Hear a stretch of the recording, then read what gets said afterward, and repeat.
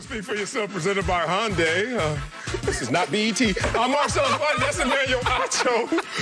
I can't believe Kyle had the lyrics. That was sweet. Bars. We got a packed show right here, so let's get it started with Tom Brady, who will be facing Aaron Rodgers for only the third time in his career Sunday when the Bucs host the Packers on Fox. Brady is widely considered to be the GOAT, but that status doesn't seem like a big deal to Packers wide receiver Davante Adams. Adams said, quote, "I don't care if it was Nate Peterman or Tom Brady on the other side." Ooh, Acho. Should teams still fear Tom Brady?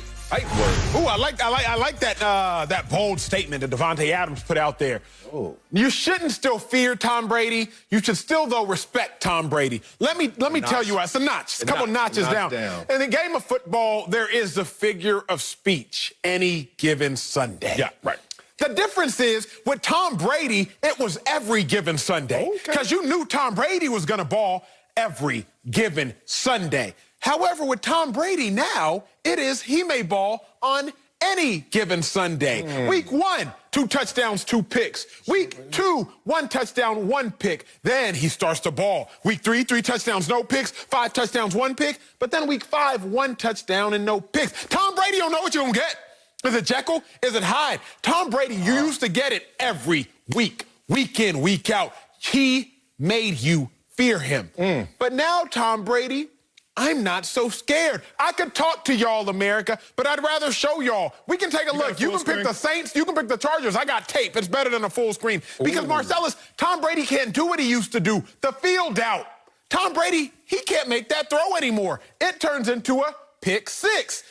If y'all can run the tape, I'm watching. Tom Brady, what he used to be able to do, he can't. Look at it against the Saints game. Janoris Jenkins, he's waiting on it. Field out, Tom Brady off his back foot. The field out is you're throwing from the field, throwing the out route. It's about 27 yards in the air. Oh, that's a pick. Give me that. I need that. See, Marcellus. Give me that money. Tom used to be able to make that throw in his sleep. Field out's not a big deal. But now, them things going the other way for 6. So I don't fear Tom Brady because he can't do what he used to be able to do. Wow. I still respect him, though, and revere him as the GOAT. Wow, it's amazing how you look at Tom Brady in a different uniform and think that's not the same guy. It's not. Oh, you've fallen victim to that as well. Halloween is coming, so it is. Don't be fooled by all the costumes. There's still real same people underneath the costume. Hell yeah, you better fear Tom Brady. Do you understand who Tom Brady still is? Who is he? This is the same Tom Brady who is going out there right now. And in terms of his success, let's say this. Let's start with the deep ball, since you want to show some film that took forever to get to. Good Lord, can you hurry up? Tom Brady has thrown the same amount of deep passes that have been completed as Aaron Rodgers. Oh, Mr. Dink and Dunk Tom Brady. Everyone says all he can do is long handoffs. Why does he have 18 20-yard or plus completions? Same as Aaron Rodgers. So let's just get that myth out the way. Now let's talk about Tom Brady in terms of what he's been doing every single game. Already has 2 games with 3+ passing touchdowns this season. Oh, what? Tom Brady is doing that?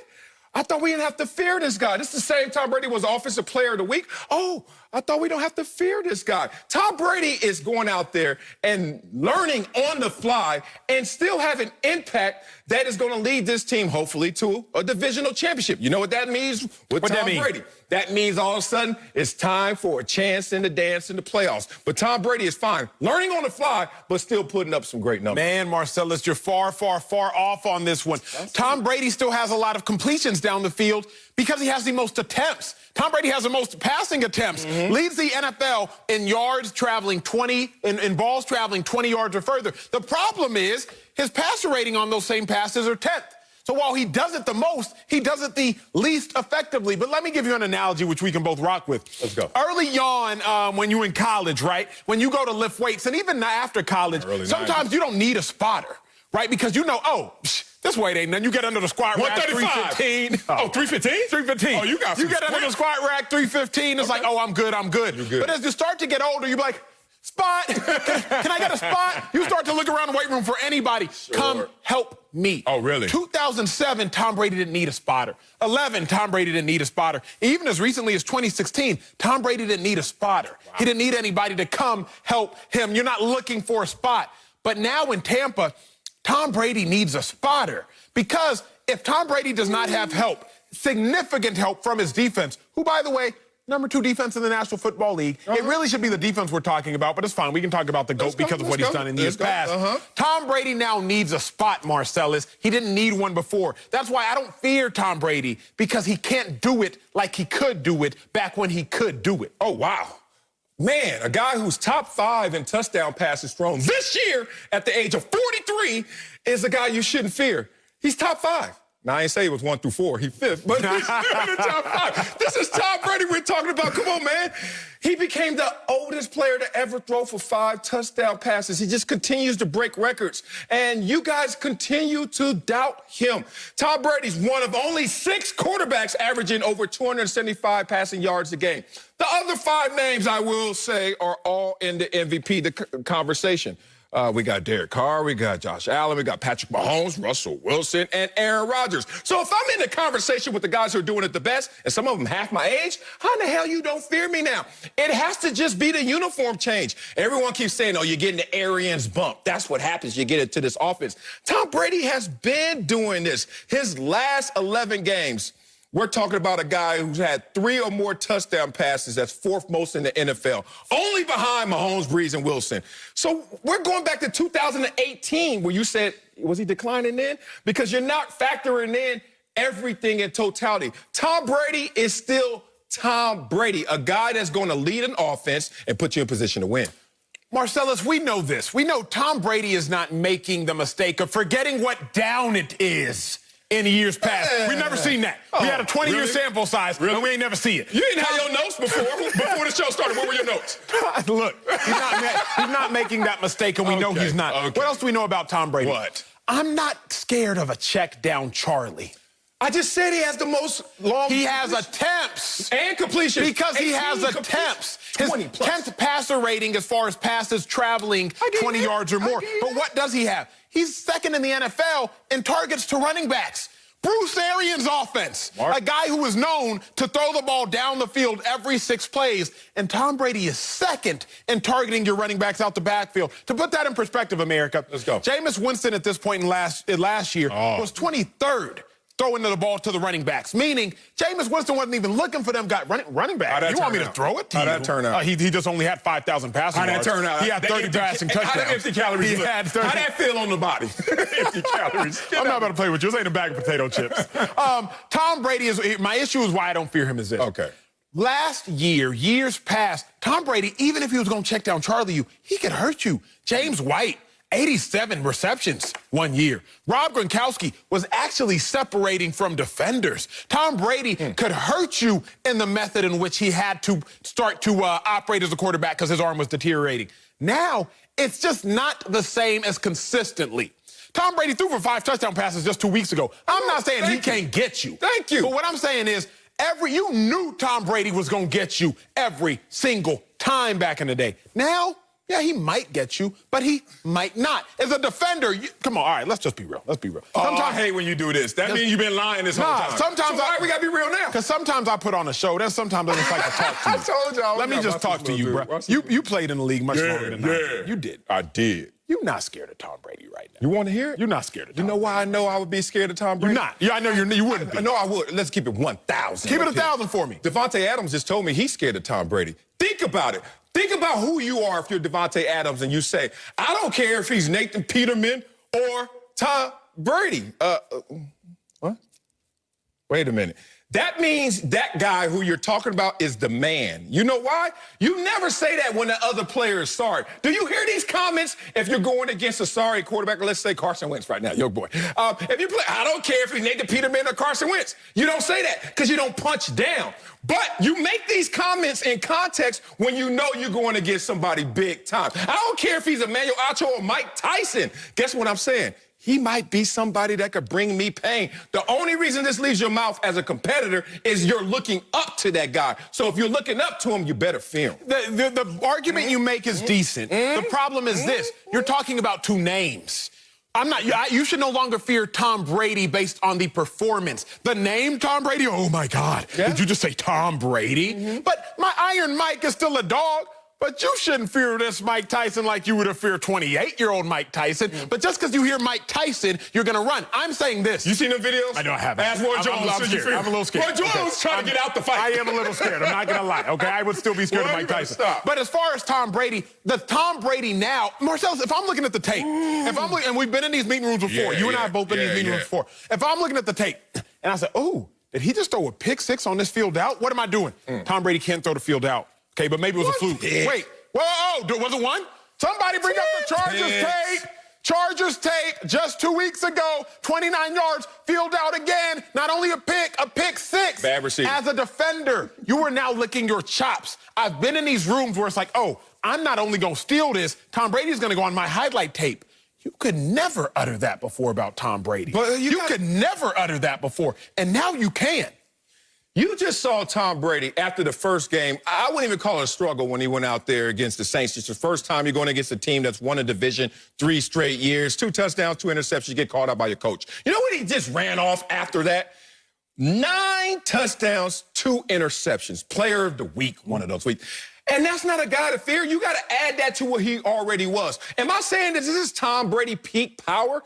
Hell no. And I'm saying even a Tom Brady 1 notch down from his greatness is still not higher than 90-some% of all the quarterbacks out there. Yes, that's why this leaves Davante Adams' mouth. If this was just a no-name quarterback, if this was a no-fear quarterback or a scrub quarterback like Nathan Peterman, you have nothing to say. But the only reason he's taking this shot because he knows this is a shot up. And he may have to come back and regret this. Coming up at the top of the hour, Andy Dalton is in the huddle now in Dallas. We'll tell you if we're confident his Cowboys can win the NFC East. But first, there's breaking news in L.A. My Clippers are reportedly hiring Ty Lue as their next head coach. We'll tell you if we like the move next. Oh, you know we do. Speak for yourself. Welcome back to Speak for Yourself, presented by Hyundai. We got some breaking news that Marcellus is excited about, and it's right here in L.A. Reports say that the Clippers are hiring Ty Lue to be their next head coach. He was an assistant under Doc Rivers, who was let go by the team in September. Lue led the Cavs to a title with LeBron back in 2016. Chauncey Billups is also expected to be Ty Lue's top assistant. So, Marcellus, I know you giddy, bro. I heard you during the commercial break. But do you like Ty Lue is the next head coach for the Clippers? Love it, love it.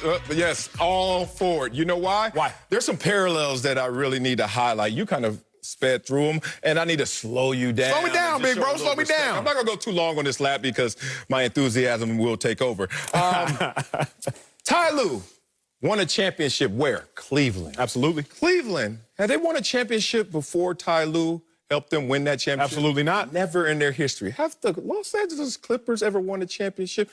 No.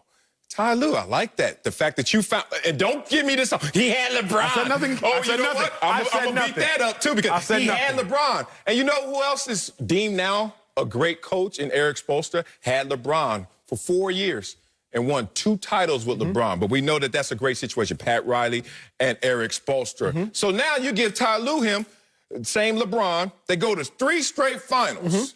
And they win one of them. And that one final that they won was an unbelievable, impossible comeback against the 73-win Warriors team. So he's seen the fire and been able to walk through it. But then you look up, and the next year he starts slow, 0-6. Fired. And there his reputation goes in terms of, is he really a good coach or not? But I always want to keep that comp of Eric Spoelstra right there and the comp of the fact that he was there in Cleveland when they finally got over the hump. Those are the same circumstances we're facing right now. You got a top player, maybe the best player in the game, 2-way player certainly, and Kawhi Leonard. And now all you got to do is get this franchise over the hump. This man. Look, you hate me because my hindsight is 20/20. Oh, excuse me, I had LASIK. It's 25. I have eagle vision. Not only can I see what you can't see, but I can look back as clear as you can. Look back at the comps. This is the perfect guy for this situation. Just because you're bald does not make you a bald eagle, Marcel. Look, here is why I'm a skeptic of this hire. Oh, don't do it. We have no reason to like it. We have no reason to like it. Championship coach? Great. Think about this. Let's start there. Let's start there with the championship coach. There is a LeBron James effect, which we know. Wherever LeBron goes, his team wins, which means it has nothing to do, Win what? Level of win is up for debate, but they win, right? Win regular season. Correct. Whatever. Level of win is up for debate. LeBron goes to the Cavs with Mike Brown early on in his career. Think about Mike Brown's winning percentage. Mike Brown's winning percentage with LeBron James, 66%. Mike Brown outside of LeBron James, 49%. Okay, you talk about Eric Spoelstra, who we now deem as a great coach. I'm glad you brought that up. Prior to this season, Eric Spoelstra had 5 seasons without LeBron James after LeBron left. 1 playoff series win. Yeah. The 4 seasons with LeBron James before that, 14 playoff series wins. Before LeBron James got to Miami, Spoelstra was still there. Hadn't been to the playoffs in 2 years. So, yes, we now acclaim Eric Spoelstra as a great coach. But without LeBron James, Eric Spoelstra, 1 playoff win in 5 years. Okay, let's talk. You're this year? Oh, I'm saying prior to the season. Even with this season, you can give me 3. Eric Spoelstra. Just add them up. Great. Okay, Eric Spoelstra, 4 playoff series wins in 6 years without Sound LeBron. better than 1. It does. Now let's talk Ty Lue. Oh, don't do that. Ty Lue. Yes, he won the chip in 2016 with LeBron, but here's my question, Marcellus. If Kyrie and K-Love don't get hurt in 15, Ty Lue's probably never a head coach. David Platt got fired in the middle of 2016, and they were 30-11. Ty Lue takes over, and they go 27-14. So really, Ty Lue had a worse record than David Platt did. Don't do that. They He won the did. championship. But they won the. You know you wrong. No, I'm not, because here's why I'm not. What happened after that? If K-Love and Kyrie don't get hurt, we literally have the evidence to say they would have won. Because when Kyrie and K-Love were hurt, the next year, they did win. Yeah, but the standards are absurd when it comes to Ty Lue in terms of the next 2 years after that 50-plus wins. And then 0-6, you got to go. Got to go. And, I mean, if the standard is win it all or not, then no coach is really going to be held up to that standard and succeed. But if it's just to change the culture. And this team is built to win right now. And Ty Lue's been in a position before with the gun to his head to win right then, and he did it. So I think that's the only guy you can. Here's my issue. I'm a skeptic of, Marcellus, coaches who have optimal success when they have the GOAT, for example. Oh, like Phil Jackson? No, because Phil Jackson... He always had a GOAT. Yes, but Phil Jackson had a GOAT before we knew he was a GOAT. Remember, Phil Jackson went Kobe early on in Kobe's career. Now, but let me talk about this. You don't want to count Jordan? No, but Jordan started winning titles when Phil Jackson arrived. Yeah. You see what I'm saying? No. Like, LeBron James had won titles before Ty Lue got there. Okay. Like, you see, like, LeBron was winning. That's kind of making my point. Here's a question I have for you, because now more of a conversation than a debate. Do you not have the fear of, was he actually a good coach, or did LeBron make him a good coach? I'm linking football parallel. Mike McCarthy. Mike McCarthy won a Super Bowl with Aaron Rodgers. We know that. But without Aaron Rodgers, even in Dallas, Mike McCarthy hasn't looked like the guy. When Aaron Rodgers was hurt, even in Green Bay, Mike McCarthy didn't look like the guy. So maybe Aaron Rodgers made Mike McCarthy. That's my question with maybe LeBron made Ty Lue. As soon as I entertain that thought, I always get down that slippery slope and I reverse Which is what? Because I start thinking of Phil Jackson. How many did you win without the greats? I start thinking Bill Belichick. How many you won without Brady? Like, I just don't go down there because I can never have an answer that suffices. Wouldn't you say, though, that, and this is off topic, but I think this is actually interesting. Wouldn't you say that Phil Jackson made the greats, as opposed to LeBron James is making the coaches? Yeah. It's certainly a conversation that I entertain, and then I push back on that same conversation because I look at the field. So now where are you talking about? A Jeff Van Gundy in that situation? He's returning, it looks like, back to Houston, where he was fired from Houston. So in terms of options, I don't know where you can go outside of a Ty Lue who has at least been in this situation before and succeeded with a top player. We're bringing in right now our guy Slick Rick the Bucher. So Slick Rick, what name is that? You like the Clippers hiring Ty Lue as their head coach? I do like it, largely because Jerry West likes it. And he is an advisor to the Clippers. And while his draft record isn't exactly pristine, his ability to tag the appropriate management and coaching choices is. Keep in mind, he played this exact same role with the Golden State Warriors and advised them that Bob Myers should be the GM and Steve Kerr should be the head coach. He had a big part in seeing that happen, and we know how that turned out. He also tabbed David Griffin at one point, and while it wasn't for the Cleveland Cavaliers, he wanted him very much in Memphis, and we've seen what David Griffin did. David Griffin happened to preside over that championship in Cleveland as well as the GM. So what I appreciate about this is, as you mentioned, Marcellus, Jeff Van Gundy was in the mix, and that was the guy that Steve Ballmer was looking at. And he gave in to his basketball people. He gave in to the guy who has done this, and that's what I like about it. We don't know, because there is the question. Ty Lue was right there next to Doc Rivers when we had the meltdown this year. So why didn't he influence things this time around? That was the question in Steve Ballmer's mind, and that's why I believe it took so long for them to come to this decision. But ultimately, as you also noted, Marcellus, it's a matter of what your options are. And you've got to be able to convince Kawhi Leonard, who already has a ring, and Paul George that this is a guy that can show them how to get there. And among all the guys in the field, Greg Popovich isn't moving and rejoining with Kawhi in L.A. Bill Jackson's not coming out of retirement. Ty Lue's the one candidate out there who says, I have a ring and I know how to get there. Now, Slick, and that at least gives him that cachet in the locker room with Kawhi and PG. I'm going to ask you, though, sir, to think for yourself. Jerry West ain't up here. We ain't paying Jerry West to talk. So I don't want your primary argument to be, I like it because Jerry West likes it. You, Slick, got to tell me if outside of Jerry West's stamp of approval, because we've seen other coaches, we've seen players give coaches stamps of approval that are underqualified, cough Peyton Manning, Adam Gase. I want to hear you tell me, Slick, why Ty Lue is the guy for the job, because I don't know if Ty Lue is good outside of LeBron James.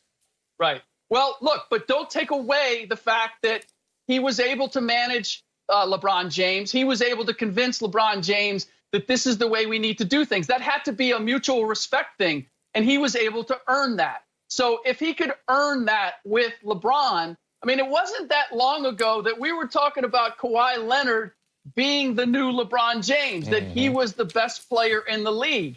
You still have to be able to manage that and manage the authority with a guy who, let's face it, has more power than you do. LeBron James was the most powerful entity in Cleveland. Kawhi Leonard is the most powerful entity with the Clippers. So Ty Lue has demonstrated that he knows how to enjoin his superstar and make things work. He got the stamp of approval not just from Jerry West, he got it from LeBron James. And ultimately, we'll see if this works.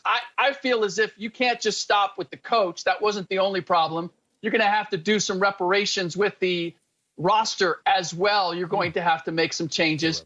But here's the most powerful thing. Doc Rivers has a history now of blowing 3-1 leads. Yeah, bro. Tyronn Lue can walk in and go, you know what? I know how to come back from 3-1 deficit. That's fair. And that's a powerful thing to be able to say walking into that locker room. Yeah, it's interesting. I look at the civil war that occurred on the Clippers roster. Everyone's heard about the personality differences and the different treatment between the old guard with Lou Will and Trez and those guys, and then Kawhi and PG come in and just get the red carpet treatment, and how Doc Rivers didn't manage that situation perfectly. Well, think about how LeBron came back to Cleveland, and then he was with Kyrie, and then that situation, whatever you want to say about it, it was managed well enough to win a championship and to go on to 2 50-plus win seasons. And we see how Kyrie can be ornery, can be a little difficult, as well as LeBron at times could be difficult, but they work together well under Ty Lue. So that is a respect. But I don't want Acho to be allowed to kind of change the burden of proof in this situation. We have never seen Ty Lue coach a team as the head coach without LeBron James. But then you ask and you challenge people to show how he's a great coach without LeBron James. It's impossible. That's happening a lot in our society, if you guys catch the flip. It used to be the burden of proof was on you as the accuser to say, hey, guess what? This happened. But we flipped that. Now it's on the one who's being accused that they got to show that I have done nothing. And you're up here right now asking Ty Lue to prove to everybody he can coach without LeBron James, and he has never been allowed to coach without LeBron James. That's a little message from y'all from society. I will say this. It's not that I don't think Ty Lue is a guy for the job. I'm just not sure that he is because I have nothing to judge it off of. What I do know is, to me, what stuck out most about Ty Lue was the story down 3-1 against Golden State in the Oracle. He leaves the money in the top of the locker room and says, "We will come back and we will get this." That means they would have to go win Game 5, knowing that they would come back to take Game 6, or rather go win Game 6, knowing they have to come back to take Game 7. What they said, though, is Ty Lue actually got that from Doc Rivers. So we will once again see if the understudy can outdo the teacher. Coming up, my man Wiley says Big Ben took a shot at AB. Where they do that at? That's coming up when he called his receivers selfless. I'll tell you why my Marcellus is wrong, per usual. That's next. Speak for yourself. Presented by Hyundai. Welcome back to Speak for Yourself. We talk about Ben Roethlisberger, whose Steelers are off to a perfect 4-0 start. Pittsburgh is coming off a breakout 4-touchdown performance from rookie Chase Claypool. Yesterday, Big Ben said he was amazed that Juju Smith-Schuster didn't show any jealousy, which appeared to be throwing some shade at his former receiver Antonio Brown. Listen. He truly was happy for Chase. He was happy that we won the game. Did he have huge stats, Juju? No. But we won the game, and that's all that matters. And so I think for a number one receiver to feel that way in a locker room, I told my wife about it. I told my closest friends about it. Like, that just made me really proud and made me happy that we have selfless guys in this team that are more about the win than they are, trying to get their stats. So I can't say enough about Juju and what that meant after the game. Oh, we are the world. So I chose Big Ben taking a shot at Antonio Brown here. Nah, bro. Big Ben ain't taking no shot. Think about this, though, Marcellus. Big Ben's not taking a shot at at AB. But also, let's get real. Let's get to the real focus of the question. Of course Juju ain't got an ego, because he hasn't yet proven he's a number one receiver. Like, that's the real issue here. Message. Like that Big Ben is saying, man, we got a bunch of selfless guys. Nobody's earned the right to be selfish. AB, if that's the person he was taking a shot at, AB had earned that right. Remember, everybody is let Tom Brady off the hook for cussing his teammates out because he's Tom Brady. He's the GOAT. AB was the only receiver to have those 5 consecutive 1,200-plus yard seasons in a 6-season stretch. Marcellus, what did the great philosopher Meek Mill say? The great philosopher Meek Mill said, "The money turned me to a monster. The money turned my noodles into pasta." See, the money turned AB into a monster. Yeah. Don't worry, Big Ben. Juju, if he ever break that bank, probably gonna turn him into a monster too. Big Ben wasn't taking a shot at AB. He was simply complimenting the humility of his receivers. But Juju, you coming off a 500-yard season, you have to be humble. James Washington, the other receiver, he's a third-year player. Deontay Johnson, I believe, is his name. That's another second-year player. Ain't nobody on that team earned the right to be cocky. Juju's the 65th highest-paid receiver in the NFL. Of course, everybody is humble right now, Big Ben. It's not a shot, is my first statement. Okay. My second statement is ain't nobody earned the right to be cocky. And my last statement, just listen to the great philosophers of our time. People like Meek Mill will tell you, the money gonna turn you into a monster. Ain't nobody in the receiving corps paid like that right now. Oh, I love that take. I want to just put that on ice. Uh-oh. I don't even want to follow it because it don't look like we're over here debating, but I got a different take. Okay, He's taking the shot, dog. He taking the shot at AB. And I hate these type of people. The type of people say, no, we good. And you move on, they move on, and they move on to success. But really all they're doing is holding their breath for a moment where they could say, oh, I ain't forgot about you over there, and use somebody else as the unintended target. He is using Juju Smith and him being a tier 2 receiver at best, and using that to indirectly talk to AB. Okay. Why would you do that? I wonder. Why would Big Ben want to promote a culture where it's not about individual greatness and stats and just say, hey, guys, as long as we win? Oh, I figured it out. Maybe because this is the same Big Ben who signed a 2-year extension worth $68 million, but his team has not been to the playoffs in the last couple of years. Maybe it's the same Big Ben who's making so much money but realized that, oh, my team just made it to the playoffs 4 times in the last 8 years. Oh, maybe it's the same Big Ben who's realized that a lot of heat ain't on me right now, But you know what? I want to create this culture where I pat people on the head for doing less. Because guess what? We're winning. But I dive into something deeper than just we're winning. How are we winning? So if I'm looking at you, Big Ben, I'm going to hit you with a Wileyism. You're talking about a great philosopher. I've been waiting on a Wileyism, ladies and gentlemen. I've been waiting all week on a Wileyism. It is time for a Wileyism. And you need to learn this, Big Ben. Selfish and selfless have one thing in common. Self. Don't you dare try to go out there and act like you for the whole and you want to minimize the individual. You a damn lie. What is happening is Big Ben has been minimized in terms of his success, and now he want to act like it's all about the aggregate. Situations like this always makes me scratch my head, especially when you use Juju, who's trying to climb up the mountain, for somebody who was at the top of the mountain. Dare you take shots at my man Antonio Brown. All right, we got to bring in Fox NFL analyst Greg Jennings right now. Greg, is Big Ben taking a shot at AB? Ooh, I like both takes. I'm not going to lie. But I got to go with my man Acho right here. Okay. I'm going with Acho for several reasons. And here it is. Ben obviously has been exposed to a guy who has been the guy, the number one guy, paid. He put up ridiculous amount of numbers in Antonio Brown, consecutive years. Juju, to Acho's point, he has not done that. The only 1,000-yard season that he's put up was alongside who? Antonio Brown. And then you look at him now, he hasn't really asserted himself as just the outright number one guy that teams have to focus on and eliminate in order to be successful against the Pittsburgh Steelers. So to Acho's point, there is no reason for him to be selfish or selfless, to that matter. And when you look at this team right now and you look at their receiving core, they've been getting it done by committee all year long. That's how they're going to win, because there is not that one guy that can say, get me the ball or we won't win. When Antonio Brown was in that locker room, that was the case. If he didn't eat, they didn't really perform well. So when you look at Juju, it all is great now. I played this position.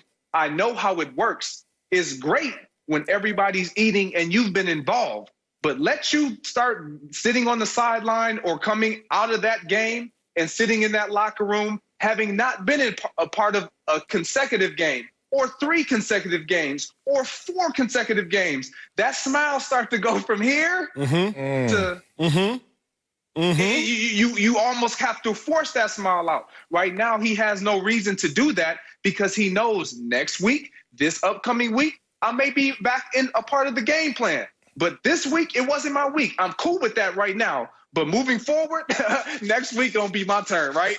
Yeah, that's how we think as wide receivers. Hey, that's real. When I grew up, man, again, my Nigerian household, Greg, Marcel's already knows this. There's something called Tiger Balm. It's kind of like icy hot, but it's a little bit different. You know, Tiger Balm, you put it on a bump, a bruise, an ache, a pain, and it would cure it. And then you hear sometimes that Benadryl is kind of a fix-all, Advil is a fix-all. But as I got into the NFL, Greg, I learned this.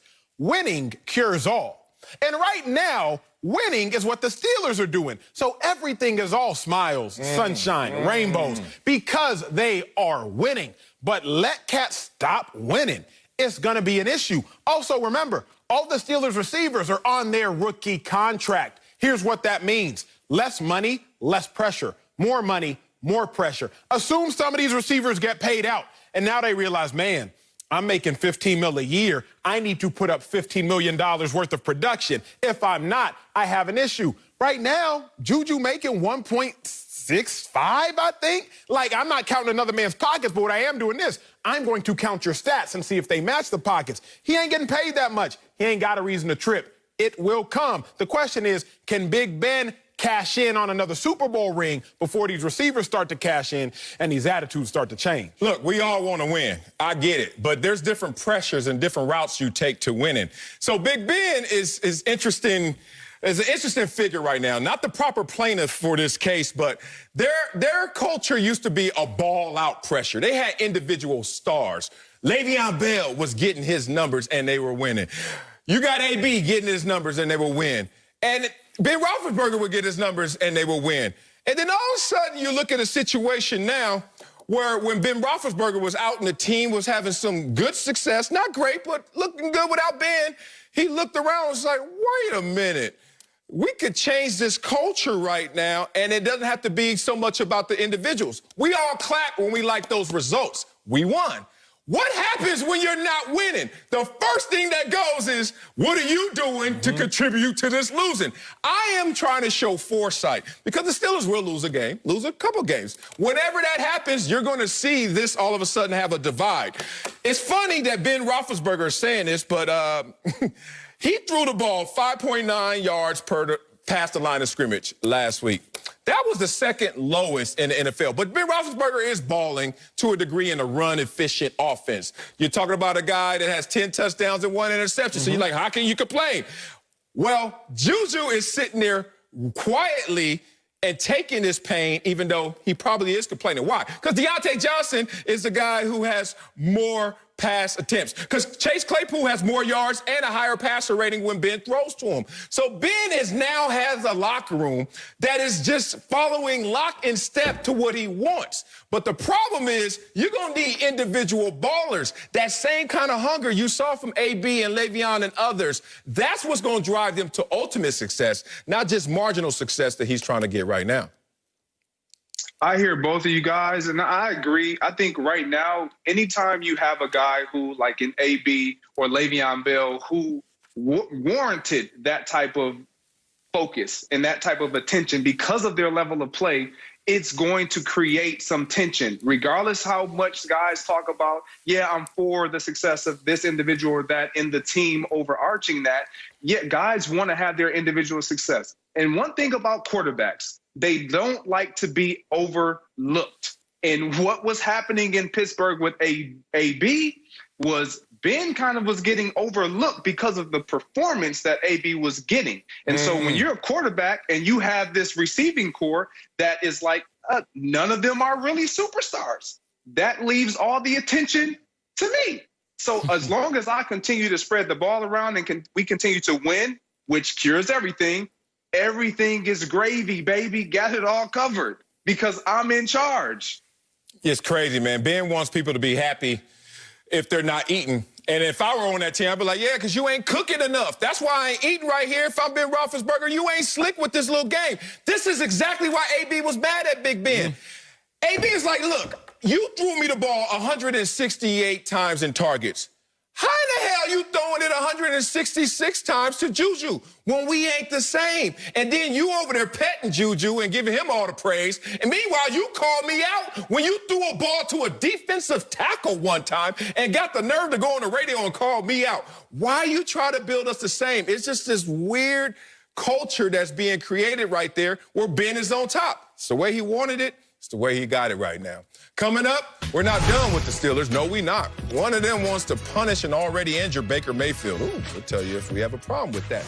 Next, speak for yourself. Welcome back to Speak for Yourself. Let's talk about Baker Mayfield. He had a huge matchup on Sunday against his AFC North rival, the Steelers. But there's a problem. Baker's been limited in practice with the rib injury he suffered last week. The Browns quarterback says he's confident he'll play, but Steelers defensive tackle Cam Heyward will definitely be taking advantage of Baker Mayfield's injury. Take a listen. I'm not a doctor. I'm not going to sit here and tell you that I know, how bruised up he is. At the end of the day, I'm just trying to inflict good punishment. I think we, as a D line and as a defense, you want to make sure the quarterback feels you. You want to make sure he's thinking about the rush. Good punishment. Greg is back with us. I can't wait for this one because we got one offensive guy and two defensive guys having this conversation. Marcellus, you up first. Do you have a problem with players attacking opponents' injury? No problem at all. That is the mindset. As soon as you cross those white lines, it's kill or be killed. And if you chose to walk across those lines, you are fair game. I only eat what I kill, so it's either kill or be killed, and you gonna die. I don't care if you're coming through here hurt, injured, whatever it may be. It's kind of like a boxing mindset where you hear ding, ding. Oh, he in the ring? I'm about to punch, punch, punch. Oh, I see blood. I'm about to punch harder. That's the mindset you got to have when you play in the game of football. I don't want to hear that, oh, I'm hurt. So right here, can you please take it easy when you put me on the ground?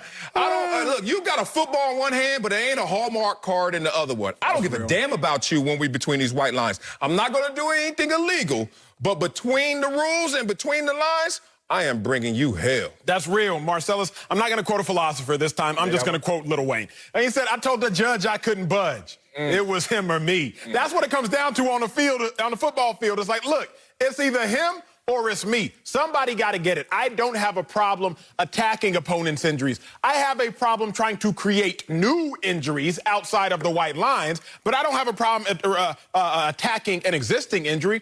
I've heard it said before, and this is actually incredibly brilliant, I forget who said it, that why does the NFL put out injury reports? If you were going into battle, and I know that Marcellus is limited or injured, and I know exactly where and exactly how, I'm going to attack that. So putting out injury reports is actually a disadvantage. If you were going to war of some sort of combat of some sort, you wouldn't be like, yeah, we're actually deficient here with this troops. Actually our website's down, so our cybersecurity is actually down right now. Like, you're not giving the opponent an advantage. Right. But in the National Football League, we do that for some reason. My issue lies with things that happen outside of the lines. But inside the lines, hey, I can't budge because it's either him or it's me. I agree with both of those takes. And Acho, that's always been one of my reasons that I've hated the injury report. As an offensive guy, I'm already at a disadvantage because your mindsets, both of you, defensive line, linebacker level, both of you, is to inflict good punishment, regardless if I'm injured, regardless if you know of any injury, or if I'm healthy. That's your approach to the game. So if me telling the reporters, oh, you know what, or my team having to release this information, you know what, Greg Jennings this week, he's dealing with a wrist injury. You know what the defensive back is going to do? He's going to try to see if that wrist really hurts. And why not? Because it's fair game when you put the uniform on. Like you said, Marcellus, you put the helmet on, you step in here. I don't care what's ailing you. You feel like you good enough to give me the business, so I'm going to give it to you. Hey, Sal, let me ask you this, though, bro. Is there ever come a point, like, if you know a dude is coming off a concussion, does there come a point where you still, like, banging, or is there a line of delineation where you like, you know what, that's a little too far? Concussion, look, if you got a concussion, I'm like, you ain't going to get no smarter after you play me. Like, that's how it's coming. Look, I'm not going to hit you upside. I can't head slap. They banned and outlawed that. But trust me, when helmet to helmet was legal in my days, this right L is upside, right there. I had to do it. Look, one, let me just clarify for you guys. You know why they let out the injury report? For gamblers. Duh. Them people, and y'all like the dough? Well, they need to know. So you got to help the gamblers out. That's the only reason why. But this is what I would do. Talk about the Steelers and their defense. League high 5 sacks per game. They don't need any extra incentive to go out there against Cleveland, and they don't need any extra talent. They got it up front already, but I would call every blitz in the book from hello, and I would name them because his ribs are hurt. I'd name them barbecue sauce, check barbecue sauce. Every single play. We are peppering up them ribs. And I'm sorry, football is a very brutal sport. That's why a nice guy like me, who's really soft in real life, who would never have a fight in real life, I don't care what happens to me. People bump me sometimes, step on my shoes, come up to me, Wiley, I hate you, forget the Clippers. All right, have a nice day. I am not fighting nobody, but there's a switch. And if I hit that switch and I had that uniform on, all y'all gonna get it. Because I know the only way I'm gonna get mine is to go through you. Well, and I'll add to that. And Wiley, you said this a little earlier. Anytime you're in battle or you're competing and you feel or you hear that telltale sign of emotion visually, where somebody shows you got them, or I'll take it to this. Let's go. As a defensive guy, if you hear offensive lineman or you guys see a guy come up to you, hey man, you've been killing them all year. In your mind, that transcribes to, yeah, he's scared. I got him. You going back to the huddle. You telling your guys, oh yeah, he weak because he just told you he was being a little too nice to where you obviously are doing something to make him feel like he can congratulate you or he can applaud your level of play. But you get the guy that comes up to you, I don't care what you done. I'm finna give you that work. It's a different mindset. It's a different approach. So anytime you know a guy is injured, like you said in a boxing match, you see blood or you hear, your antennas go up. Oh, what's going on? Okay, I see that. I'm going to check that out the next play because it's all fair game. This is football. It's not pity pack. We still hitting. It's still physical. That's what it is. And like you said, they don't need any other incentives. They gonna get to Baker at some point in that game. They've gotten to almost every quarterback they play. Here's the thing, in football, the objective is very simple. Expose mental weakness and expose physical weakness. It's really all the same. I'm trying to expose either one that I can. I remember we was playing the Seahawks, and Cam Chancellor came out on the field. And Greg Yannis, I'm sure you remember Cam because y'all same division, etc. Cam comes jogging out on the field, and Cam is my size, but bigger. And I played linebacker. He about 6'3", 235. And they Seahawks, they came out with their neon cleats on and a neon socks. And he comes up to me. Jeremy Maclin was still on our team at this time. He says, hey, Maclin playing? Because Maclin had been hurt prior. I say, yeah, I think he playing. He say, tell him not to come across the middle. I was like, oh, shit. I was like, oh, snap. Yes. I was like, really? I should give Maclin a heads up, Greg, because, Cam was just looking out. That's the objective of the game. And Maclin went across the middle, and as we know, it did not end well. Yeah. But that's the goal of football is I'm trying to inflict punishment. Yeah. I'm not going to go out of my way to hurt somebody outside of the whistle, outside of the lines, but inside them lines. It's a dog-eat-dog world. Yeah, we're not out there to look out for you. You wear those pads not to be cute. You wear those pads for protection. Because guess what? I'm trying to hurt you. And that's why we put the uniform on. We put it on because we know there's hell to pay as soon as we cross those white lines. Two quick ones real quick. I remember I used to look at the offensive lineman on the injury report, and I was like, oh, knee. I'm like, yeah, he going to be hobbling. And then you see him in pregame, and you're looking at his knee, and that sucker look normal. You be like, damn, you be sick. You be sick. What happened to him? How did he heal? What kind of Toradol he take? And the second one, you guys always talk about the emotions of the game. I'm going to give you the greatest emotion a competitor can have. What's that? It's not love and it's not hate. It's apathy. I give it to you in this example. Walter Jones, former Hall of Fame and former offensive tackle. Best player I ever went against. I couldn't do jack against this dude. Ran like a 4.6, they said at the pro day. Insane. He had apathy. He wouldn't say anything, no matter what you said, no matter what you did. You could even do something that was borderline on blurring the lines, trying to sneak him one or two. He just looked at you like Jason, Friday the 13th. I'm telling you, for all the competitors out there, trust me, don't be all hyped up and don't be all sulking. Just be a guy that's just showing that even keel. That's kind of scary as well. Coming up in our big story, Andy Dalton is QB1 in Dallas now. I'll tell you, if we're confident in his Cowboys, will win the NFC East. Next, Speak for Yourself. You're watching Speak for Yourself, presented by Hyundai. Marcel Swiley here. Manuel Acho. My dog. Look like you about to vote. You got your voting colors right there. Let's head to Dallas for our big story. Randy Dalton is leading the Cowboys after Dak Prescott's ankle injury put him out for the year. Michael Gallup said when Dalton came in the huddle Sunday, he told the team, quote, I came here to win, so let's do it. Dalton went on to help lead them to a win over the Giants. The Cowboys are currently 2-3 and are in first place in the NFC East. So, Acho, are you confident in Andy Dalton's Cowboys winning the NFC least?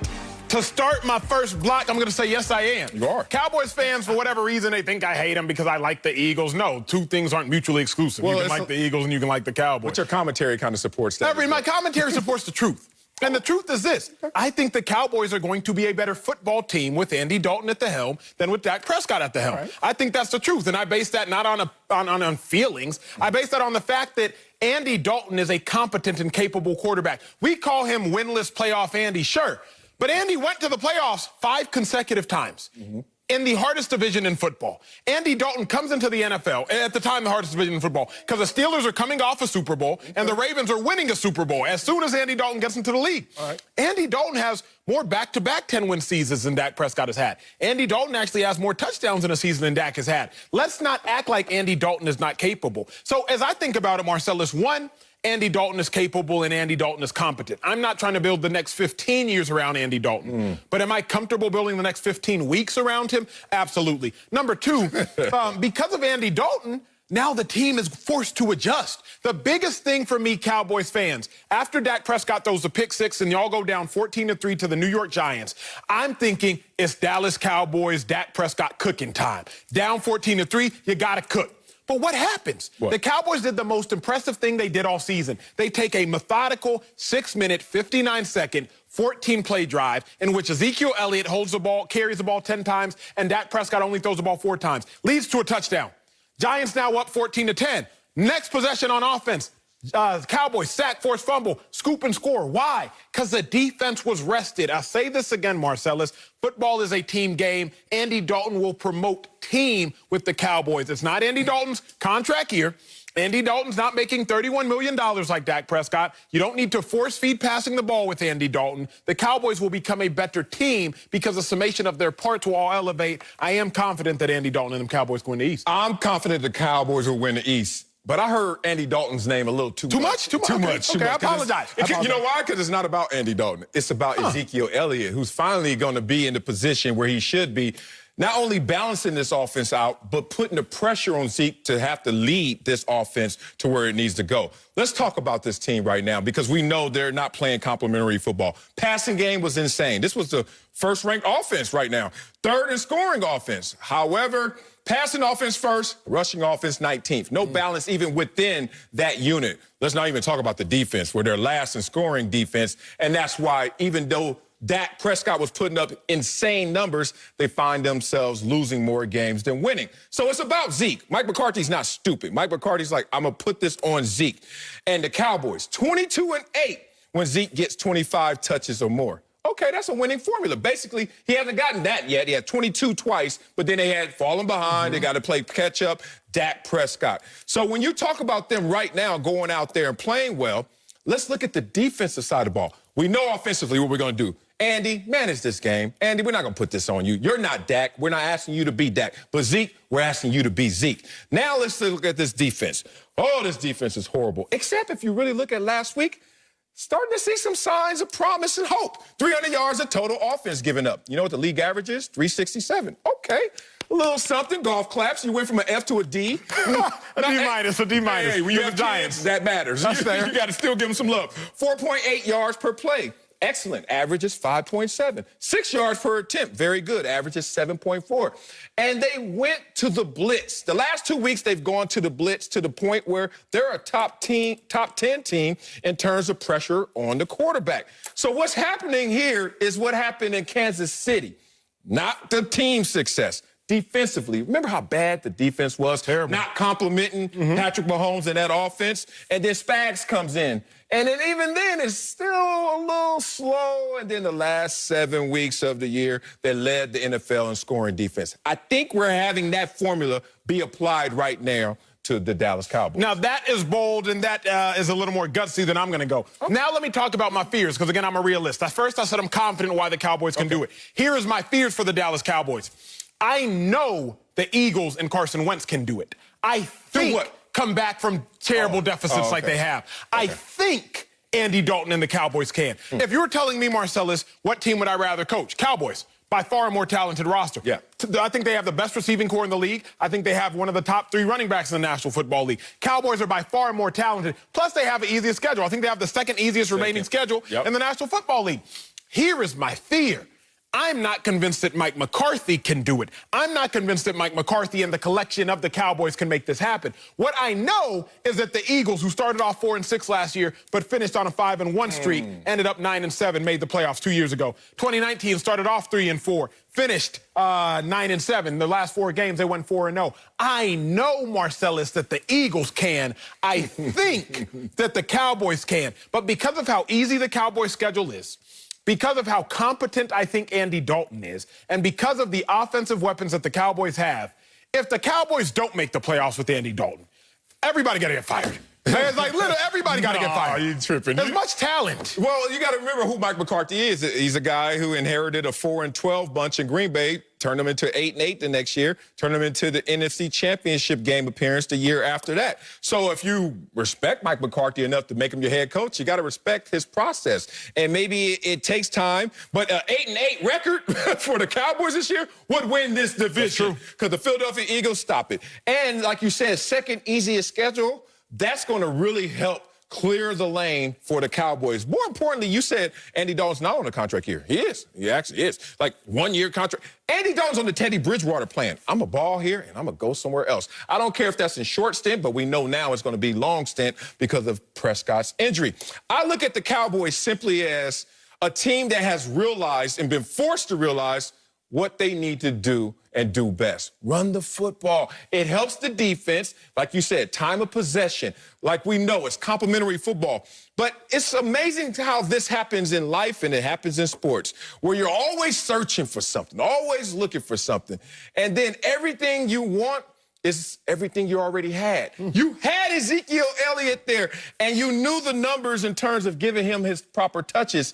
For whatever reason, they weren't. But I think Ezekiel and his mental makeup, realizing that all the pressure is on him, and he is the workhorse, and he is the best player that they have offensively, he has to make it work. Here's how I look at it, because sometimes during this show we do get into the nuances. Yes. When we say time of possession, why do y'all keep throwing out this meaningless stat? Because it matters. The Cowboys, for the first time all season, possessed the ball longer than their opponents, or at least they possessed the ball longer than they ever had all season against the Giants, not longer than the Giants. 27 minutes. There's a reason the Cowboys won that game. Yeah. I also think about it like this.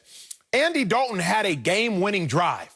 Dak Prescott only has one game-winning drive since the start of 2019. Andy Dalton did what we've seen Dak Prescott do once in his one attempt at being able to do it. The game of football, I think it was what we say, 24% of games are decided by one possession or less. What we saw Andy Dalton do, getting thrust into the game, means something. And here's what I don't think fans understand, because people were hypercritical of Andy Dalton and I had to call him out. Oh, really? During the season, Marcellus, if you're a 2, I don't think you ever were, because you was a high-paid dude, so you was a number 1. But if you're number 2 on the depth chart, you're not taking the same amount of reps. The starters are getting 8 reps. The number 2s are getting 4. What's that mean, people at home watching? Andy Dalton was getting probably, I don't know, 32 reps in practice compared to Dak Prescott's 96. To go in there and still be able to win the game-winning drive, tie 34-34, 31-31, and go up and win by 3, that means a ton, especially given the lack of work that he got during the week. Yeah, and I've been a 2 before.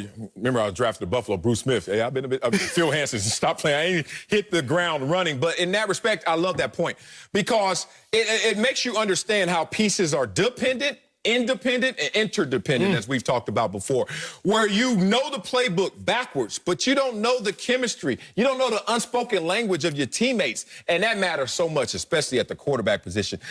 I look at my son right now, and I'm like, if I had a choice, I would say, all right, play quarterback of any position. Offensive line also, somehow, some way, they play forever, and they don't get hurt as much. I don't know what it is, but maybe because they're the biggest on the field. But quarterback. But then you have to think about what it entails to be a quarterback. I know how I learned the playbook. I learned the playbook like, what does the defensive end have to do? Then what does the tackle have to do? Then what does the linebacker have to do? Okay, you want some extra credit? What do the secondary have to do? Quarterbacks have to know what they have to do, everyone else on that offensive side, and the defense as it's in disguise and it's in real action coverage. It's such a cerebral position, and I think that lends itself well to Andy Dalton, who's been in positions before of high leverage and has succeeded.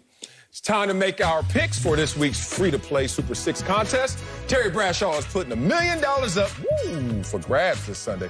All you have to do is correctly predict the outcome of 6 NFL games. Bears at Panthers is one of the matchups this week. Acho, give me a winner by how many? Give me the Bears over the Panthers, 27-24. Yo, nope, Steeler. I got the Bears 27, Panthers 22. I like Make sure you get your picks in before kickoff Sunday for your chance to be a millionaire. And for top stories, scores, and more, go to the Fox Sports app.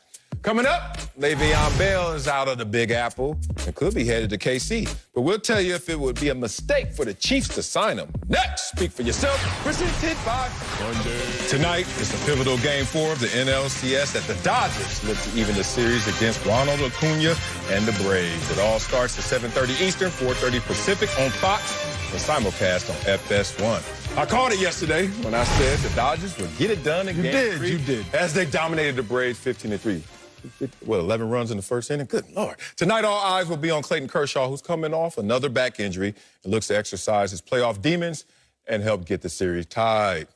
Well, let's move to football, and Le'Veon Bell, star running back, was released by the Chiefs this week and is now a free agent. Some reports are saying that the Chiefs are high on the list for his next destination. He was released by the Jets earlier this week, now may sign with the Chiefs per reports. Bell even started following Patrick Mahomes on Twitter. That's what reporting has come to these days. He started following Pat Mahomes yesterday, fueling even more speculation. The Chiefs are currently 11th in the league in rushing, led by rookie running back Clyde Edwards-Helaire. So, Marcellus, is it a mistake for the Chiefs to sign Le'Veon Bell? Oh, not at all, because you're going to get the best. You're going to get the most out of Le'Veon Bell. It's so easy to make him fall in line. You know how?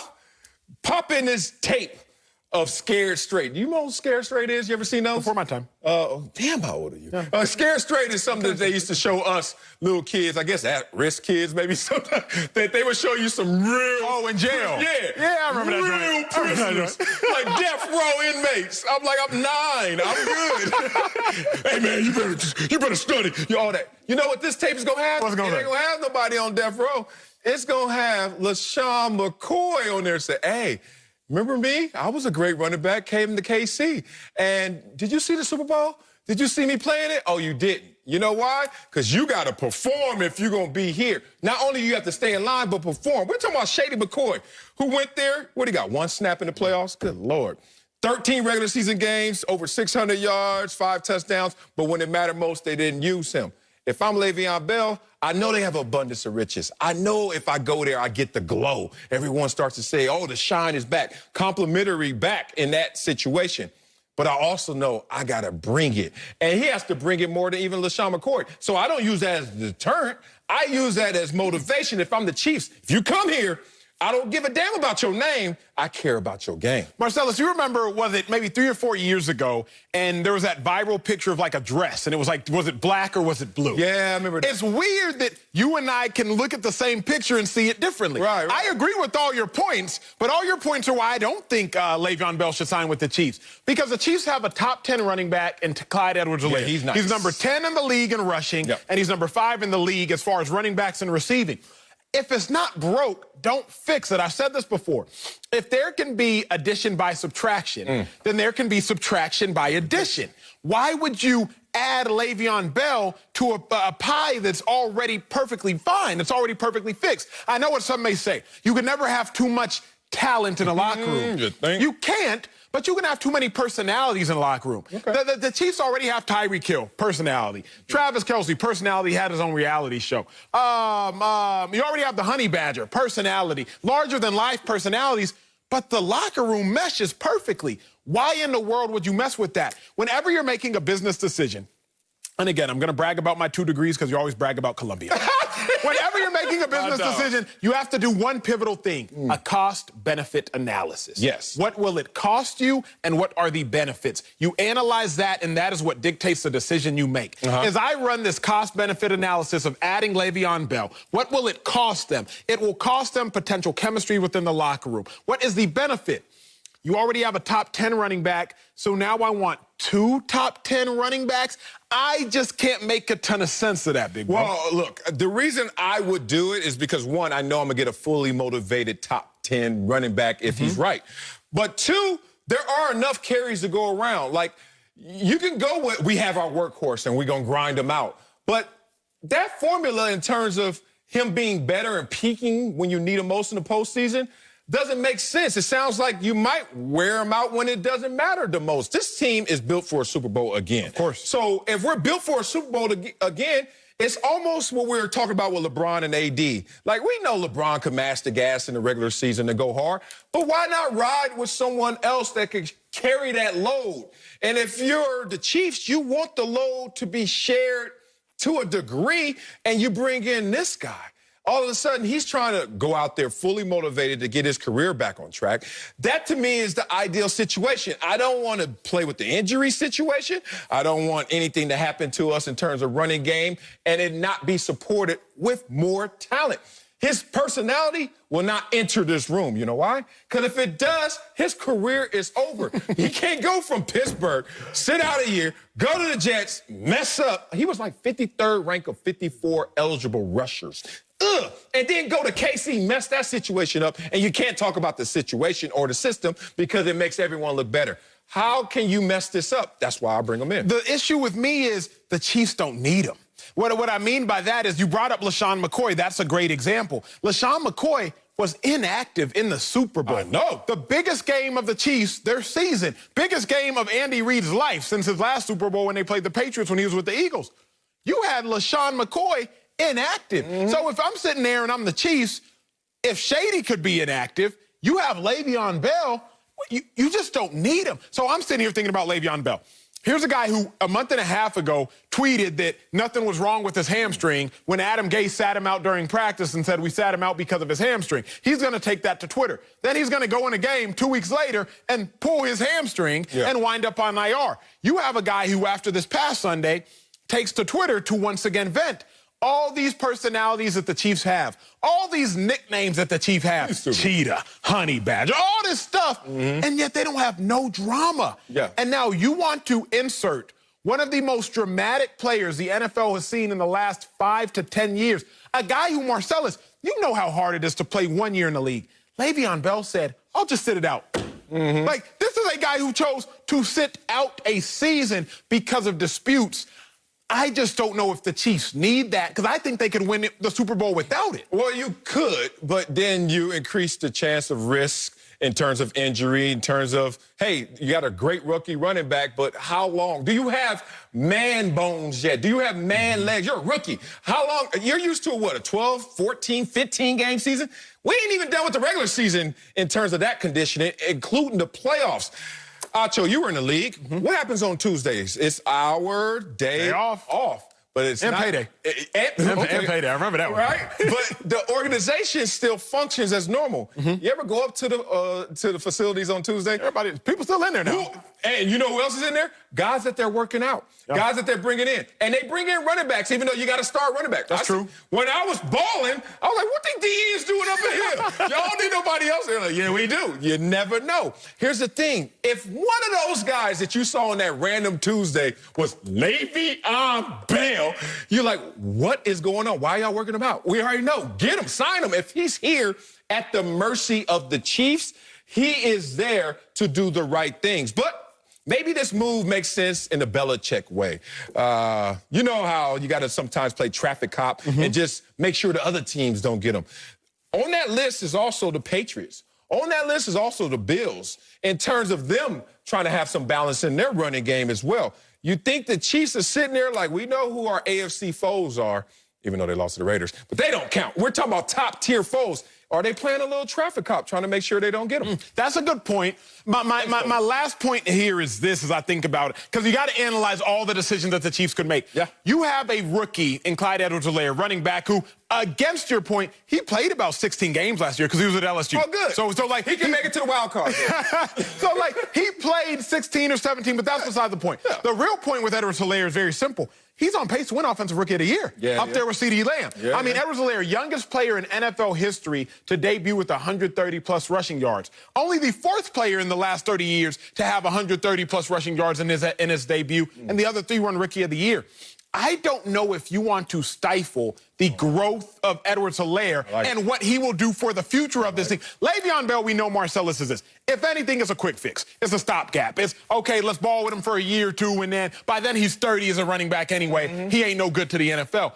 Is it worth sacrificing your 22-year-old first-round pick who's done something, made historically great numbers, for this? Well, yeah, it is. You know why? Because you got to use him for what you want. And in a sense of security. What if Hilaire goes down? Then you're like, oh, we need a running back. Yeah. Where'd Le'Veon Bell go? Oh, he gone. So here's the thing.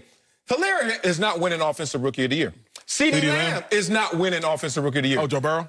Joe Burrow's not winning Offensive Rookie of the Year.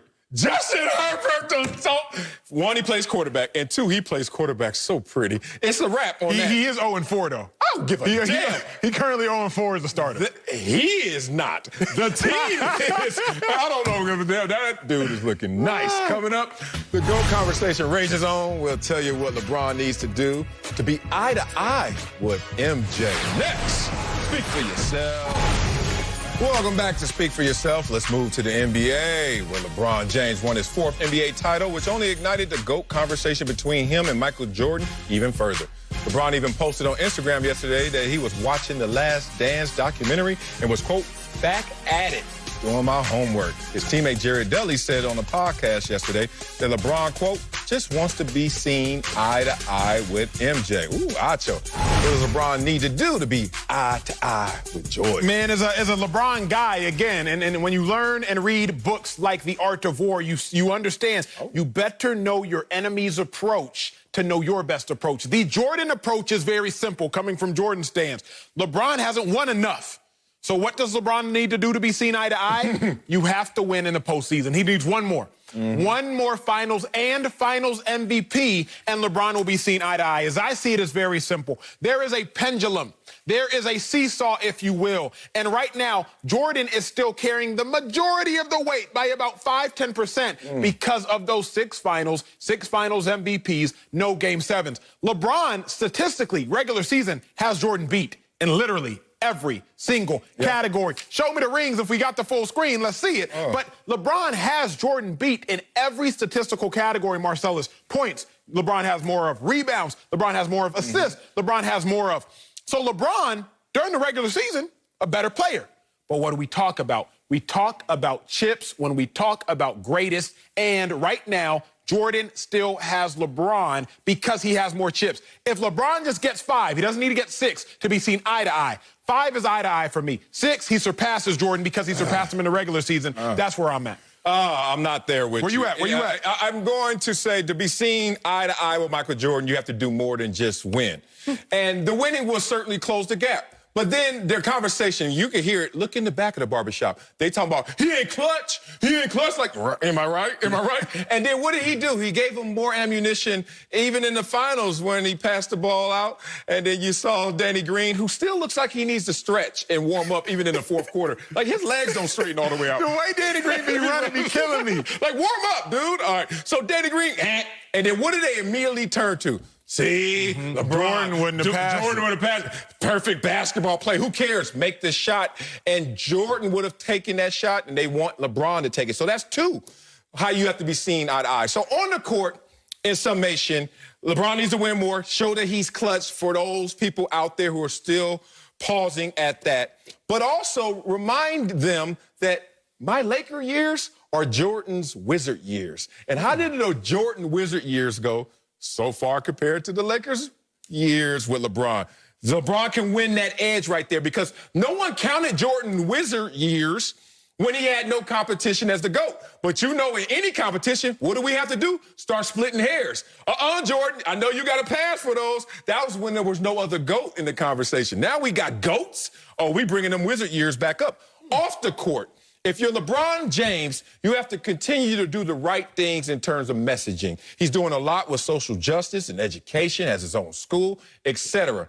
But you got to make sure you make the careful, calculated steps and not missteps. There is a population out there that doesn't like LeBron James in that respect. Like, they like Michael Jordan. All he focused in on was playing basketball. And all we knew him for was playing basketball, golfing, gambling, and partying. Okay, that works, you know. And it's weird that LeBron can sometimes find himself in harm's way in terms of criticism on and off the court. Last one is LeBron. You got to get your cultural relevance up, not your popularity. It's different. What you mean? Talk to me on that. Expound. Jordan somehow, some way, maybe with just Nike, as simple as that, maybe because he was first, He got cats out there feeling like they better once they put his shoes on still. Like, it's crazy. I like LeBron's shoes. I love Kobe's the best. But then I put on LeBron's, they feel good, they look great. And then I walk around and cats are like, oh, those LeBron's. But I put on some J's, people will stop me. Yo, you got the 22s on. Oh, no, those are 11s. And I'm like, wait a minute. It's that impact to have people give you that reaction. Let me ask you this, bro, because we have to go there real quick. Okay. I don't know if that's possible nowadays because of how saturated the market is. I give you that. Remember, back in the late 80s, even when you're talking about artists, when you're talking about the Michael Jacksons of the world, saturation was not as relevant. It was not as prevalent. You can't go on Instagram and see what everybody is doing all the time. So if you saw Michael Jordan, if you saw Michael Jackson, it's like, oh, my God, that's them. Right now, it's like, oh, yeah, LeBron is Taco Tuesday. He hit the wife of Savannah, he hit the crib of Savannah eating them tacos. Yeah. I don't know if LeBron can match the cultural relevancy. So I think all he can do really is match the statistical relevancy. I agree with that, but let me push back and tell you this. Everyone says that, and more instances support that than not. But there are a few. Here's one in my household.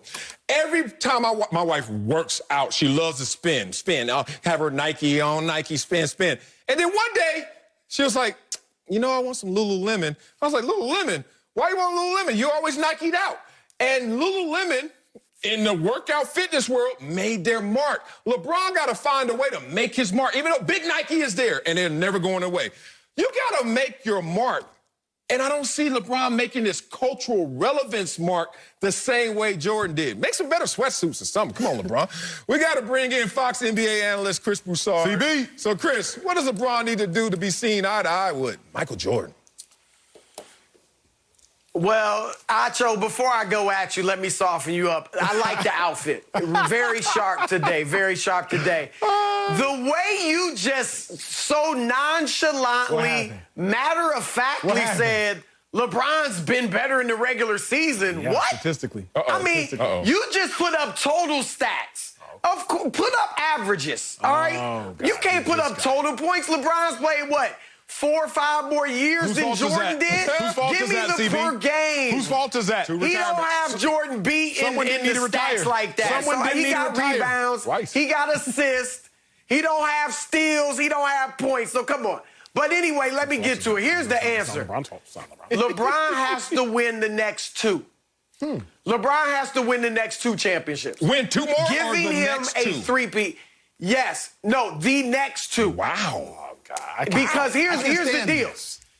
Hold on. What? Go ahead, CB. Let me explain. Go ahead, please. Let me explain. And this is not to be the kinder, gentler eye to eye. This is kind of the surpassing in most people's eyes. Okay. Here's why I say the next 2, which is hard to do. We talk about Jordan's 6 rings like, yeah, he won 6. But hold on. He did more than win 6. He won 6 with 2 3-peats. Do you know how hard it is to do a 3-peat? Here's how hard. In the last 54 years, there have only been 3 of them. And Jordan's got 2 of them. And the other one, it took 2 top 10 players of all time to link up, Shaq and Kobe, to get the other one. LeBron, even with Wade and Bosh, didn't get a 3-peat. Tim Duncan never even repeated, let alone 3-peat. It's that the Showtime Lakers didn't 3-peat. The Bird Celtics didn't repeat. Like, it is hard. So he didn't just win 6. He won 6 in 2 3-peats. So LeBron has to 3-peat. Here's the second thing. What else? And I'll let you go. I see y'all. I see y'all tripping. Sweat. All right? Here's the other one, Acho, because I got my man Marcellus on my side. Hell yeah. Other thing, Acho, has LeBron, let's keep it real. Keep it real. Are any of LeBron's teams, are any of them like the all-time great teams? You know, the Showtime Lakers, the 83 Sixers, the 72 Lakers, obviously the Jordan Bulls. I would say no. I don't think the Miami teams were all-time great. They were good, but they won 2. We know they should have won at least another one. And LeBron and Wade were so great individually that they won, but were they a great fit? Not really. So, and obviously the Cleveland team wasn't all-time great. We got the Golden State teams too. he has to have an all-time great team. How can you be the GOAT when we can't point to one of your teams and say, that's one of the best ever, maybe the best ever? So if him and AD can win 3 in a row, they definitely are an all-time great team. That's what it would take. Broussard, here is what I hate about takes like your own. I'm not going to say I hate your take. I'm not going to personalize it all the way. That's better than yours. I'm going to say, here's what I hate about takes like your own. You cherry pick stats. We've only ever seen 3 three-peats in modern NBA history. Have we ever seen a guy in modern NBA history go to 9 out of 10 NBA finals? No, let's just turn the blind eye to that. Let's cherry pick stats. I watch another network in which they cherry pick stats, and they pick their criteria in which they classify Jordan as the greatest. Well, he was a 9 or 10-time NBA scoring champion in the regular season. Well, why don't we talk about assist champion? Because that wouldn't help Michael Jordan's argument. You cherry pick a stat for your argument, Broussard, and that is my problem with people like you who make these arguments based off cherry picking. So you want to give me a classification saying this: well, he didn't play on one of the all-time greatest teams, therefore he can't be one of the all-time greatest players. I would argue Tom Brady hasn't played on one of the all-time greatest teams. No, I mean, you said that LeBron doesn't have one of the all-time greatest teams. I didn't say he's the GOAT. Yeah, but he's clearly an all-time great. Yes, but I said he wasn't the GOAT. The nucleus of that statement is LeBron's not the GOAT because he doesn't have one of the all-time greatest teams. I would again push back and say Tom Brady does not have one of the all-time greatest teams. Even if you want to go 07, they didn't win the Super Bowl. You think about 85 Bears. You think of the Dolphins. So you can't cherry pick a stat that services your argument, Cruz Broussard, just to make an argument, blind the eyes of the masses, feed them what you are feeding them, and expect them to digest it. My co-host, what's up, Chris? But Acho, Brady has more Super Bowls than anybody else. Oh. That's the difference. LeBron doesn't. Fair. Another thing is this, Acho, and this is one reason I say he's got to get 2. It's not to equal Jordan with 6. It is to be at least 500 in the finals. Okay. That would mean a lot to people. Fair. He would equal Jordan with 6, and then getting to 12 becomes, my gosh, he won as much as Jordan and got there twice as much. You got to give him the nod. Yes. But now, see, I've never heard that quality of a take. That is a good take. If somebody's, and that's what I've told Marcellus, though. If he can go 6 for 12, now it's like, bruh, he won 6 and got there twice as much. If our biggest knock on LeBron James is that he went to too many finals, then what the heck kind of foolish logic do we function with as a society that critiques sports? Yeah, well, look, that was some hell of a fighting right there, but the referee stayed out of it. I have to give the nod to Chris Broussard. Yeah, you got him that time. LeBron's already the GOAT in my mind, but I'm not going to waste y'all time and argue this right now because I know there's an argument out there to make. Here's the thing that's going to really help LeBron James. One is a minor one and one is a major one. Let's start with the major one. He just won a championship with the Los Angeles Lakers. That is a different megaphone than winning one with the Cleveland Cavaliers and the Miami Heat. Let's just be real about this. The elevation of this championship and maybe more championships will help him in this conversation because Michael Jordan, as great as he is and great as he was, only had one franchise really megaphoning his greatness. And it led to all of this. But boy, if LeBron James can walk into Lakerville, when people were saying, how can LeBron James even be an all-time Laker last year? And now if he wins more championships going forward, the Laker faithful, which is the grandest fan base out there, would sing his praises to close this conversation. The last one is a minor point. I don't know if people really care about competition, and I know Michael Jordan's amazing, and that level of play was more difficult in some respects. But LeBron ain't being guarded by Craig Elo and them dudes, man. LeBron, the perimeter defense, the perimeter players, the level of players that LeBron has to go against is a little different, Chris Broussard, even you have to respect that, than what Michael Jordan had to go through. This ain't no Byron Russell out there, you know what I'm saying? Michael Jordan got hand-checked. And then when Michael Jordan got to the paint, he got hammered. That ain't a player. And when he had to finish at the rim, he had to finish over the best era of 7-footers ever. Ewing, Shaq, Olajuwon, Robinson, Mourning. When LeBron gets to the paint, first of all, they can't hand check you. Secondly, when you get into the paint, there's nobody there. Come on. I can't go with you on that one, Here's the Marcelo. other thing, though, CB, we very quickly must consider and must take into consideration. Phil Jackson, Michael Jordan, they won their chips. Phil Jackson no longer had Michael Jordan. He won some more chips. LeBron James, wherever he goes, he takes chips with him. The chips follow LeBron James. At least the finals appearances follow LeBron James. What does he have to do to be seen eye to eye? Time will tell. Coming up, Baker Mayfield's Browns have won 4 straight. But we'll tell you if they're about to be humbled by the Steelers.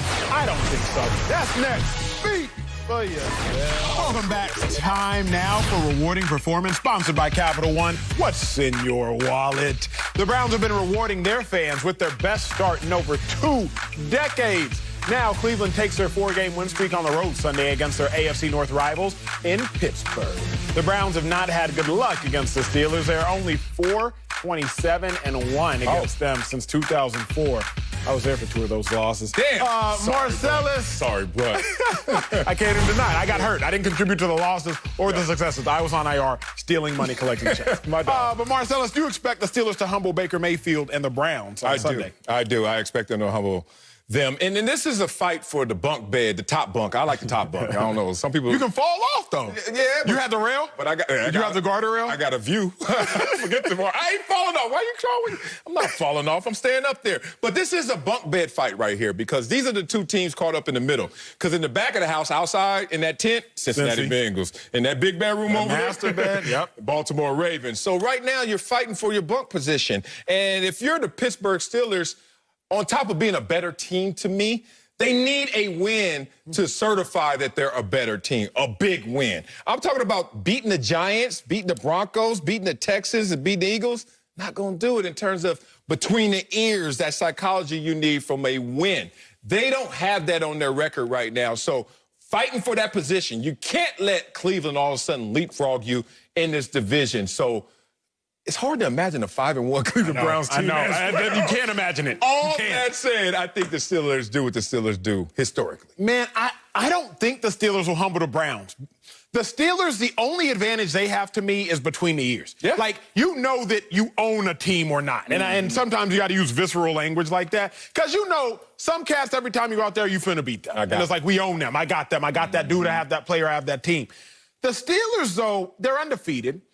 But the cumulative records of the team they beat, you alluded to it, 3-15-1. The Steelers ain't beat nobody. Yeah. Now, I can't say the Browns have beat anybody, and it's hard, because in the NFL, I think there are like 6 or 7 teams we currently consider good. And everybody else are kind of like, are they sorry? Are they not? I don't know. But Browns have a great running game. Browns have a dependable passing game right now with the play-action pass. Browns have a phenomenal rushing defense. Browns have a good head coach. The Browns, on paper, should beat the Steelers, to me, based on if they are trial-tested, which they are. The question just simply lies, can the Browns get out of their own way? That's what I don't know. But if the Steelers might win, but it's not going to be one of those humbling defeats. Well, the jury's still out on their quarterback, the Cleveland Browns and Baker Mayfield, correct? True. Okay, so you say they beat nobody, the Pittsburgh Steelers. Oh, they've beaten somebody. That guy who's still under the jury in terms of Baker Mayfield. You ready for this? 1-2 against the Pittsburgh Steelers. 57 completion percentage. 189 passing yards. That's not good. 81 passer rating. That's the same Baker Mayfield that we still don't know if he's improved or not. So if that Baker Mayfield goes against a defense that averages 5 sacks per game, and you already have these numbers out there, is Baker Mayfield going to rise to the occasion or not? History says no. Against this team, hell no. Coming up, Uncle Jimmy puts everything in perspective with his thoughts on today's show. Oh, he's shipping us some coffee. That's next. Speak for yourself. Before we go, let's bring in our mom's brother, Uncle Jimmy. So what are your thoughts on today's show? Joe, but Hey, Acho. What up, Unc? What's this phrase you young people say? If you gonna talk about it, you got to be about it. Yeah, be about it. All right, man. What the hell you know about being old? Huh? You don't know nothing about being old. When I say I'm old, Richard Pryor said that a man don't get old being no fool. Okay? I'm here to tell you, Tom Brady ain't nobody's fool, okay? Ooh. Tom Brady is at a point in life to where he's too old to be called by a group of kittens. Tom Brady's at a point in life to where he's learned to work smarter, not harder. See, All right. Marcellus tried to explain it to you, but you didn't want to listen. All you tried to say was, he can't throw the ball like he used to. Hey, man, let me tell your little young ass up. Ain't none of us do it like we used to do it. Yeah. Ain't none of us do it as often as we used to do it. What You don't are you understand referencing, it. Uncle What Jay? did you say? You know. What did you say? But he used to be able to do that in his sleep. Hey, man, it's a whole bunch of things I used to be able to do in my sleep. As a matter of fact, when I was your age, you know what? I used to knock out 2 or 3 of them in a night. Wiley, you I'm remember not them nights, sure man? what he's talking You go about, get America. 3 movies and watch them all in one night. Now at my age, I can't make it through 1 episode of Forensic Files. It's about knowing your limits, man. Sit down, It's about Devontae. knowing your limits and what you can do.